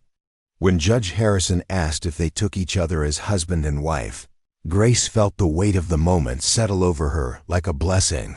This wasn't just about love, though love was certainly there in abundance. This was about choosing to build something together, about believing that 2 people from different worlds could create a third world entirely their own. "I do," she said, her voice clear and strong. "I do," Samuel echoed, and when he slipped the simple gold band onto her finger, Grace felt something shift inside her chest, a settling into place that spoke of coming home after a long journey. Judge Harrison pronounced them married just as the afternoon light was beginning to slant low through his office windows. Samuel kissed his new wife gently, mindful of their young audience, and Grace tasted promise and possibility on his lips. They were loading the last of their belongings into Dr. Mills' buggy when Reverend Josiah Bennett appeared at the end of the street, his black coat stark against the white snow. Grace felt Samuel tense beside her, but he didn't stop securing the trunks. The Reverend approached slowly, his face a mask of controlled emotion. When he reached them, he stood in silence for a long moment, taking in the scene of departure, the obvious finality of their preparations. "Samuel," he said finally, his voice carefully neutral. "Father," Samuel straightened, meeting the older man's gaze directly. "I wondered if you'd come. Your mother insisted." Reverend Bennett's eyes moved to Grace, and she braced herself for condemnation or dismissal. Instead, she saw something that might have been regret. "Mrs. Bennett, I presume?" Grace lifted her chin, meeting his gaze steadily. "Yes, sir." Another silence stretched between them, filled with years of misunderstanding and missed opportunities. Finally, Reverend Bennett reached into his coat and withdrew a small leather Bible, its cover worn smooth by years of handling. "This was my father's," he said, offering it to Samuel. "And his father's before him. I'd like you to have it." Samuel accepted the book with hands that trembled slightly. "Father, I don't understand your choices," Reverend Bennett continued, his voice thick with emotion he was struggling to control. I may never understand them, but you're my son, and I—" He stopped, swallowed hard, tried again. "I pray God will bless your union and guide your path, wherever it may lead." It wasn't forgiveness exactly, but it was acknowledgement, recognition that love could exist even in the midst of profound disagreement. Samuel stepped forward and embraced his father briefly, and Grace saw tears in both men's eyes when they separated. "Take care of them," Reverend Bennett said, looking at Grace and the children. "Take care of each other." Then he was walking away, his shoulders straight but somehow diminished, a man grappling with the discovery that righteousness might be more complicated than he'd always believed. As their buggy rolled out of Willowbrook toward the mountain passes, and whatever future awaited them, Grace looked back once at the town that had been the only home she'd ever known. It looked smaller from this perspective, less imposing, just a collection of buildings nestled in a valley that seemed too narrow to contain all the dreams and disappointments of the people who lived there. But when she turned forward again, toward the mountains and the unknown territory beyond, she felt nothing but anticipation. Beside her, Samuel held the reins with steady hands, and Ruby and little Pete chattered excitedly about their new adventure, and Grace realized that home wasn't the place after all. Home was this: the people you chose to love and who chose to love you back, the family you built through faith and hope, and the daily decision to show up for each other, no matter what challenges came your way. 6 months later, in the mining camp of Silver Ridge, Grace Bennett stood in the doorway of the schoolhouse she and Samuel had built with their own hands, watching her husband tend to a miner's broken arm, while Ruby helped little Pete practice his sums. The building served as school during the day, medical clinic in the evening, and chapel on Sundays. When Samuel preached sermons about grace and redemption to congregations that included former saloon girls and reformed gamblers, widows and orphans, and anyone else brave enough to believe that their past didn't have to define their future. It wasn't the life any of them had planned, but it was the life they'd chosen, and it was beautiful in ways that respectability could never be. Grace had learned that love really could bridge every gap, heal every wound, overcome every obstacle, but only if you had the courage to meet it halfway. And as she watched her husband's gentle hands mend what was broken, as she listened to her siblings' laughter mixing with the sounds of a community slowly learning to trust again, Grace knew that some bridges were worth building no matter how impossible they seemed, because on the other side waited everything that truly mattered. Love had indeed bridged every sin, not by erasing the past, but by proving that the future could be bigger and brighter and more beautiful than anyone had dared to dream. 2 years had passed since Grace and Samuel Bennett left Willowbrook behind, and the mountain settlement of Silver Ridge had transformed from a rough collection of tents and ramshackle buildings into something approaching a real community. Change hadn't happened overnight, but through the patient accumulation of small acts of kindness, moments of healing, and the steady presence of people who believed that everyone deserved a second chance. The schoolhouse stood at the heart of it all, its whitewashed walls gleaming in the crisp mountain air. Grace had insisted on the fresh coat of paint when the miners pooled their resources to expand the building, adding proper windows and a bell tower that could be heard throughout the valley when it was time for lessons or Sunday services. The sound of that bell had become a symbol of hope for families scattered across the mountainside, a reminder that civilization and compassion could flourish even in the most unlikely places. On this particular morning in late spring, Grace stood at the schoolhouse steps watching her students arrive for the day. There was Mary Catherine O'Brien, whose father worked the silver claims and whose mother took in washing to make ends meet. Tommy Williamson shuffled up the path with his younger sister Emma, both of them still bearing the careful reserve of children who had learned too young that adults couldn't always be trusted to keep them safe.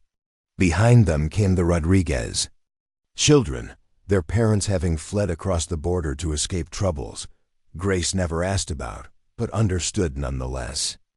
Each child carried their own story of hardship and hope, and Grace had learned to read the subtle signs that spoke of hunger, fear, or the simple exhaustion that came from living too close to the edge of survival. She made sure there was always extra food available during lessons, warm clothes that appeared mysteriously in the lost and found box, and most importantly, the unwavering message that they were valued, capable, and worthy of every opportunity she could provide. "Good morning, Mrs. Bennet," Mary Catherine called out, her Irish accent still thick despite 2 years in the mountains. "Me mother says to tell you thank you for the medicine you sent over. Dee's cough is much improved." Grace smiled, accepting the hug the 10-year-old offered with enthusiasm that spoke of a child who had learned she was safe to show affection. "I'm so glad to hear it, sweetheart. Make sure he continues taking the willow bark tea twice daily, until the bottle is empty." The morning lessons proceeded with the comfortable rhythm Grace had established, a mixture of traditional subjects and practical skills that would serve these children, well, regardless of where life eventually took them. Ruby, now 14 and Grace's assistant teacher, worked with the younger students on their letters while Grace guided the older ones through arithmetic problems designed around real situations they might encounter running family businesses or managing household budgets. Little Pete, who at 10 had grown tall and confident under Samuel's patient guidance, helped distribute the slate boards and made sure everyone had chalk for their exercises. He'd developed an aptitude for numbers that impressed even Samuel, who had begun teaching him basic bookkeeping in the evenings when his medical duties were done. It was during the afternoon geography lesson that the unexpected visitor arrived. Grace was explaining the concept of longitude and latitude, using a hand-drawn map when the sound of multiple horses approaching made all the children turn toward the windows. Through the glass, Grace could see a well-dressed party of riders led by a woman, whose expensive traveling outfit and confident bearing marked her as someone accustomed to authority. Grace felt a familiar flutter of anxiety in her chest. Visitors from outside Silver Ridge often brought trouble in one form or another, reminders of the world beyond their mountain sanctuary that wasn't always inclined to leave them in peace. But there was something about this particular group that seemed different, less threatening and more purposeful. "Continue with your maps, children," Grace said calmly. "Ruby, please take charge while I see what these folks need." Outside, the woman had dismounted and was studying the schoolhouse with obvious interest. She was perhaps 40 years old, with graying brown hair arranged in an elegant chignon and intelligent brown eyes that missed nothing. Her companions remained mounted but relaxed, suggesting this wasn't a hostile visit. "Mrs. Bennet?" the woman asked, extending a gloved hand. "I'm Elizabeth Morrison from the Territorial Education Department. I hope you don't mind the unannounced visit, but I was in the area conducting assessments of rural schools and heard remarkable things about your work here." Grace shook the offered hand, her mind racing. Official visits usually meant scrutiny, questions about qualifications and credentials she didn't possess, potential challenges to the informal arrangements that had allowed her to educate children who might otherwise receive no schooling at all. "Mrs. Morrison," Grace replied carefully, "what sort of assessment are you conducting?" Elizabeth Morrison's smile was warm and genuine. "The territorial government is interested in supporting educational initiatives in remote communities, particularly those showing innovation and success despite limited resources. Your school has been mentioned in several reports as an example of what dedicated teachers can accomplish even under challenging circumstances." Grace felt some of her tension ease. "We do our best with what we have. These children deserve every opportunity we can provide." "Indeed they do." Mrs. Morrison gestured toward the schoolhouse. "Would it be possible for me to observe a lesson? I'd like to see your methods in action." The afternoon observation went better than Grace had dared to hope. Mrs. Morrison took notes as the children demonstrated their reading skills, worked through mathematical problems, and participated in a lively discussion about the geography of the American West. She seemed particularly impressed by the way Grace had adapted her teaching to accommodate students of varying ages and skill levels, and by the obvious affection and respect that existed between teacher and pupils. When Samuel arrived for his usual end-of-day visit, bringing with him the scent of mountain air and the quiet satisfaction that came from a day spent helping others, Mrs. Morrison's attention shifted to the obvious partnership between husband and wife. "Dr. Bennett," she said after Grace had made the introductions, "I understand you provide medical services throughout the region?" Samuel nodded, settling into one of the adult-sized chairs he'd built for parent conferences. "There's tremendous need up here, Mrs. Morrison. Mining accidents, childhood illnesses, complications from childbirth that might be preventable with better access to care. Grace and I work together as much as possible, especially when dealing with families where medical and educational needs overlap." Mrs. Morrison made additional notes, her expression thoughtful. "And you conduct religious services as well?" "Non-denominational services on Sunday evenings," Samuel confirmed. "Nothing that interferes with anyone's existing faith traditions. But many folks up here have been separated from organized religion for so long they're hungry for spiritual community." Grace watched the exchange with growing curiosity. Mrs. Morrison's question suggested she was evaluating more than just the school's academic program, looking instead at the broader impact she and Samuel were having on the entire community.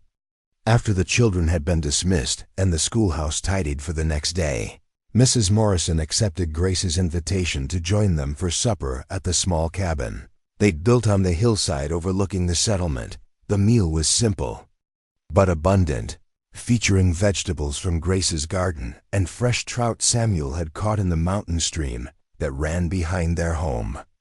Over coffee and the apple pie that had become Grace's specialty, Mrs. Morrison finally revealed the true purpose of her visit. "Mrs. Bennett, Dr. Bennett, I'm not just here to assess your school," she began, setting down her cup with a decisive clink. "The territorial government has received a substantial grant from Eastern philanthropists interested in supporting educational and medical initiatives in underserved communities. We're looking for exceptional individuals to lead pilot programs that could serve as models for similar efforts throughout the West." Grace felt her heart begin to race. "What sort of pilot programs?" "Integrated community development projects," Mrs. Morrison explained. "Combining education, medical care, and social services in ways that address the full spectrum of needs in isolated settlements. Your work here in Silver Ridge demonstrates exactly the kind of comprehensive approach we're hoping to support and expand." Samuel leaned forward, his interest clearly piqued. "Expand how?" Mrs. Morrison smiled, the expression of someone delivering news she knew would be welcome. "Formal recognition and funding for your school, including resources for additional teachers and equipment. Support for establishing a permanent medical clinic with supplies and medicines that could serve multiple communities throughout the region. And most significantly, the opportunity to train other couples in your methods so similar programs can be established elsewhere." The magnitude of what she was proposing left Grace momentarily speechless. Everything they'd built through determination and improvisation, every small victory they'd won against poverty and isolation, could become the foundation for something much larger and more lasting. "There would be requirements, of course," Mrs. Morrison continued. "Detailed record keeping, regular reports, periodic inspections to ensure standards are being maintained. But the compensation would be sufficient to support your family comfortably, while allowing you to focus entirely on your community work." Grace looked across the table at Samuel, seeing her own wonder and excitement reflected in his eyes. This was beyond anything they'd imagined when they'd fled Willowbrook with their modest possessions and enormous hopes. "Mrs. Morrison," Samuel said carefully, "this is incredibly generous, but I have to ask what prompted such interest in our little settlement." Mrs. Morrison's expression grew serious. "Dr. Bennett, Word of your work here has reached influential people throughout the territory and beyond. Last month, I received a letter from a gentleman in Denver who had occasion to travel through Silver Ridge on business. He was treated by you for a riding injury and was so impressed by the care he received and by the obvious transformation this community has undergone that he contacted several wealthy associates about potential support. She paused, consulting notes from her travel bag. But the recommendation that brought me here specifically came from a more surprising source. A Reverend Josiah Bennett of Willowbrook, Colorado, wrote to our department recommending his son and daughter-in-law for recognition and support.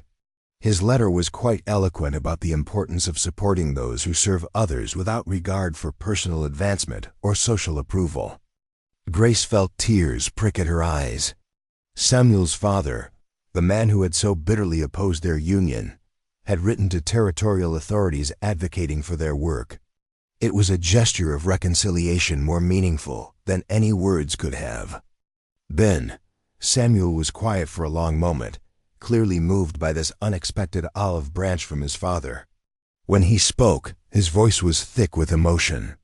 "Mrs. Morrison, Grace and I are deeply honored by this opportunity, but we'd need time to discuss the implications with our family and community before making such a significant decision." "Of course," Mrs. Morrison agreed. "I'll be in the territorial capital for the next 2 weeks handling other business. That should give you sufficient time to consider all aspects of the proposal." After their guest retired to the spare room, Grace had prepared. Husband and wife sat on their small front porch, watching stars emerge in the mountain darkness. The silence between them was comfortable, the silence of two people who had learned to think together as well as separately. "It's everything we've dreamed of and more," Grace said finally. "The chance to help not just Silver Ridge, but dozens of communities like it." Samuel nodded, his arm tightening around her shoulders. "It's also a tremendous responsibility. If we accept this, we'd become public figures in a way we've never been before. Every decision scrutinized, every method questioned." Grace considered this, thinking about the price of prominence and the peace they'd found in their mountain refuge. "Do you think we're ready for that kind of attention?" "I think," Samuel said slowly, "that we've been preparing for it without knowing it. Every lesson you've taught, every patient I've treated, every Sunday service we've held together has been practice for something larger. Maybe this is where God has been leading us all along." The next morning brought a steady stream of visitors. As word of Mrs. Morrison's offer spread through the settlement, the mining families Grace taught, the patients Samuel treated, the neighbors who had become friends and extended family, all came to express their thoughts about the proposed expansion. Tom O'Brien, Mary Catherine's father, was among the first to arrive, his weathered hands turning his hat brim as he struggled to find words for his feelings. "Mrs. Bennett, Doc," he said finally, "I can't rightly say I understand all this talk of territorial programs and such. But I know this much. Before you folks came to Silver Ridge, my children were growing up wild as mountain cats, with no more learning than I could give them myself. Now Mary Catherine can read better than her old day, and little Seamus knows his numbers well enough to help with the household accounts." His voice grew thick with emotion. "Whatever you decide to do, know that you've already given us more than we ever dared hope for." Similar conversations continued throughout the day, each family sharing their own story of transformation and gratitude. Grace began to understand that their decision would affect not just their own future, but the hopes and dreams of dozens of families who had found in Silver Ridge something they'd never expected to discover in a rough mining settlement. That evening, Ruby and little Pete joined their discussion of Mrs. Morrison's proposal, their perspectives offering insights Grace and Samuel hadn't considered. "I think you should do it," Ruby said with the directness that had characterized her since childhood. "If you can help more children learn to read and write, help more sick people get well, that's important work. And besides," she added with a mischievous smile, I'd like to see what other teachers think of your methods when they try to learn them. Little Pete, now old enough to understand the broader implications of community leadership, was more thoughtful. Would it mean we'd have to leave Silver Ridge? Go back to living around people who might not like us? Grace felt her heart clench at the worry in her younger brother's voice. He'd grown up here, found his confidence and identity in this place where his family name carried respect rather than shame. No, sweetheart, she assured him. Silver Ridge would remain our home base. We might travel sometimes to visit other communities or train other teachers, but this would always be where we belonged. Samuel added, "And Pete, I think you're old. Enough now to understand something important about the people who might not like us. Their opinions matter less than the good we can do, and the people who appreciate that good. We've learned here that there are far more folks willing to judge you by your actions than by your background once you give them the chance." The decision, when it finally crystallized, felt as natural and inevitable as breathing. Grace and Samuel Bennett would accept the territorial appointment, not because they sought recognition or advancement, but because they recognized it as the next step in a journey that had begun with a simple act of compassion beside Copper Creek. Mrs. Morrison received their acceptance with obvious satisfaction, and the weeks that followed brought a whirlwind of preparation and planning. Officials arrived to formalize the arrangement. Supplies began arriving by wagon train, and Grace found herself corresponding with educators throughout the territory who were eager to learn from Silver Ridge's example. The most meaningful correspondence, however, came from Willowbrook. Martha Bennett's letters arrived regularly, full of news about the town and careful observations about her husband's gradual transformation. Reverend Bennett had begun preaching different sermons, she reported, focusing more on compassion and less on condemnation. He'd started a program to help struggling families in the congregation, quietly providing assistance without judgment or requirements for moral reformation. Most significantly, he'd invited Dr. Mills to address the congregation about the medical needs of the broader community, leading to the establishment of a fund to provide care for those who couldn't afford it. It was, Martha wrote, as if losing his son had forced him to examine his own heart and find it wanting in ways he'd never recognized before. The letter that moved Grace most deeply came from Reverend Bennett himself, arriving on a crisp autumn day when the aspen trees had turned the mountainsides into cascades of gold. "My dear Grace," it began, using her given name for the first time in their acquaintance, "I hope this letter finds you and Samuel well and thriving in your important work. Martha has shared with me the reports of your success in Silver Ridge, and I confess myself both proud and humbled by what you have accomplished together." The letter went on to acknowledge the mistakes he had made, the prejudices he had allowed to cloud his judgment, and the pain he had caused through his inability to see past surface appearances to the heart of true Christian service. "I write, not seeking forgiveness," he continued, "for I know that forgiveness must be earned through changed behavior rather than mere words. But I wanted you to know that your example has taught an old preacher new ways of understanding both grace and love. The bridge you and my son have built between your worlds has opened my eyes to bridges I should have been building in my own community all along." He closed with an invitation that brought tears to Grace's eyes. "When your duties permit, Martha and I would be honored to welcome you and the children to Willowbrook as our guests. I believe there are conversations long overdue between us and amends I owe to the remarkable woman my son was wise enough to love." As winter settled over Silver Ridge and Grace prepared lessons for the expanded school program, as Samuel trained the new medical assistant who had arrived to help with the growing patient load, as Ruby began her own studies to become a certified teacher and little Pete explored his interests in both medicine and education, Grace often found herself reflecting on the journey that had brought them to this place.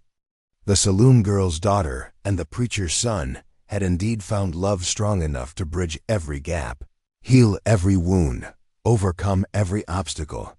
But more than that, they had discovered that their love was not an end in itself, but a beginning. The foundation for a life of service that rippled outward in ways they were only beginning to understand. On Christmas Eve, as Silver Ridge families gathered in the schoolhouse for their annual celebration, Grace stood at the front of the room watching children perform the nativity play she and Ruby had written together. The familiar story took on new meaning in this setting, among these people who understood something about seeking shelter, about finding room at unexpected inns, about the miracle of love born in the most humble circumstances. Samuel joined her, his hand finding hers as they watched their students bring ancient words to life with fresh voices and mountain accents. Around them, miners and their families, former saloon girls and reformed gamblers, widows and orphans and wanderers who had found their way home. All joined their voices in carols that rose through the mountain air like prayers made audible. This was their legacy, Grace realized. Not the official recognition or the territorial funding or the expanding programs, important as those were. Their legacy was this room full of people who had learned to see past surface differences to the common humanity beneath, who had discovered that grace was indeed freely given to all who had the courage to accept it. As the evening ended and families made their way home through the snow, carrying lanterns that bobbed like earthbound stars across the mountainside, Grace felt a deep contentment settle in her chest. Love had indeed bridged every sin, not by erasing the past, but by proving that the future could always be larger and brighter than anyone dared imagine.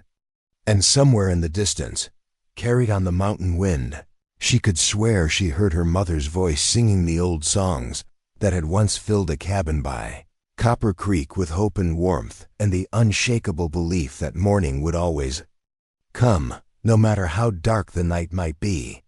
25 years had passed since Grace Sullivan first pulled a wounded stranger from the snow, and the world had shifted in ways she could never have imagined on that long-ago winter day.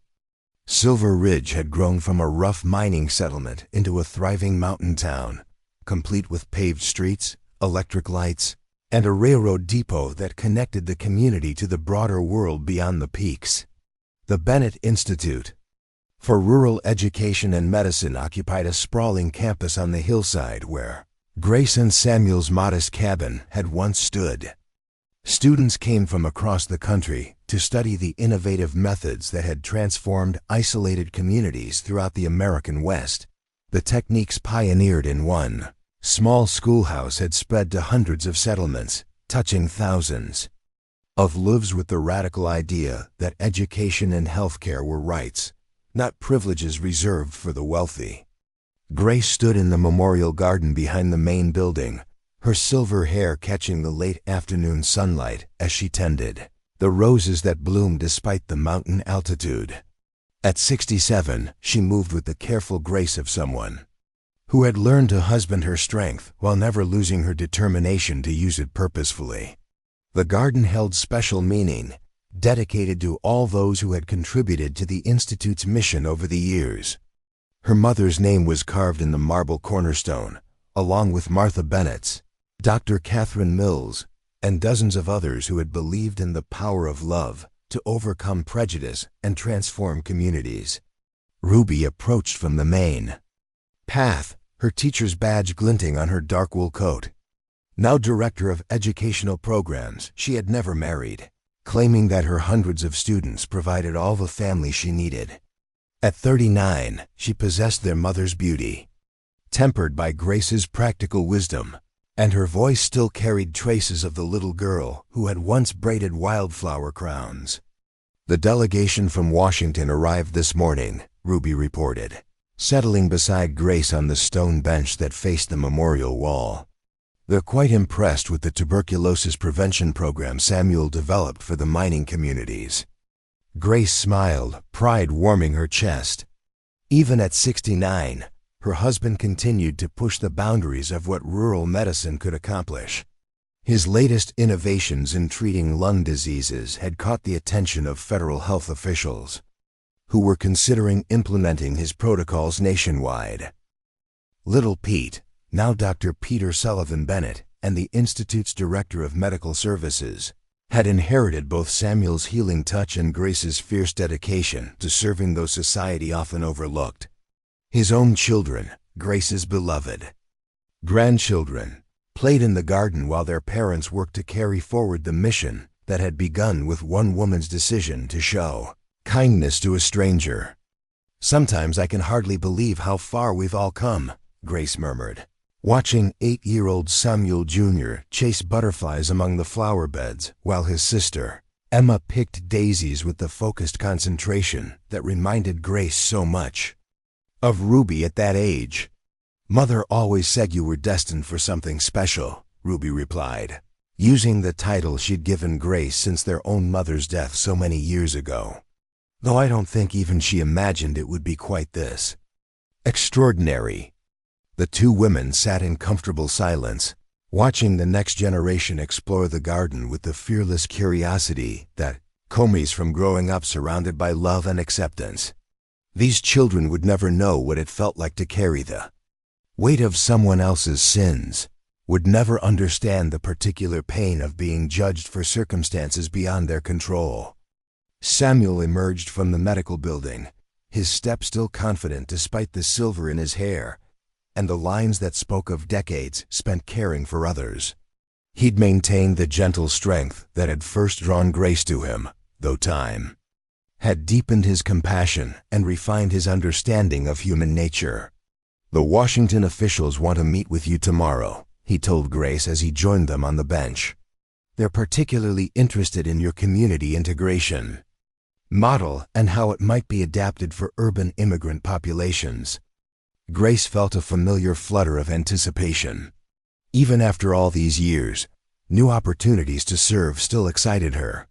The work had evolved far beyond what she'd originally envisioned, but the core principle remained unchanged. Everyone deserved dignity, respect, and the chance to build something better. "Did they mention the funding proposal?" Ruby asked. Samuel nodded, his expression cautiously optimistic. "If approved, it would establish Bennett Institutes in 12 major cities, focusing on immigrant education and healthcare access. They're calling it the most comprehensive social reform initiative since Reconstruction." The magnitude of it was staggering. Grace closed her eyes and let herself imagine dozens of communities transformed the way Silver Ridge had been. Thousands of families lifted from poverty and isolation into hope and possibility. When she opened her eyes, Samuel was watching her with the same tender attention he'd shown that first day in her cabin, when fever had made him vulnerable and she'd chosen compassion over caution. "What do you think?" he asked softly. Grace looked around the garden, at the memorial stones bearing the names of people who had believed in love's power to change the world, at the buildings that housed students from around the globe, at the children playing without fear in the shadow of mountains that had once seemed like barriers, but had become foundations instead. "I think," she said finally, "that bridges are meant to be crossed, not just admired from a distance." As evening settled over Silver Ridge and the first stars appeared in the darkening sky, Grace Bennett walked hand in hand with her husband toward the home they'd built together, surrounded by the family they'd chosen and the community they'd helped create. Behind them, the institute buildings glowed with warm light, filled with students and patients and dreamers who were learning that love really could bridge any gap, heal any wound, overcome any obstacle. The saloon girl's daughter and the preacher's son had discovered that their love story was never meant to end with their own happiness, but to begin there, spreading outward in concentric circles of hope that would touch lives they'd never meet, in places they'd never see. Some bridges, once built, become highways for countless others to follow. And sometimes, if you're very lucky and very brave, you get to watch the whole world change, because you had the courage to reach across an impossible distance towards someone who needed what you had to give. Up next, you've got 2 more standout stories right on your screen. If this one hit the mark, you won't want to pass these up. Just click and check them out.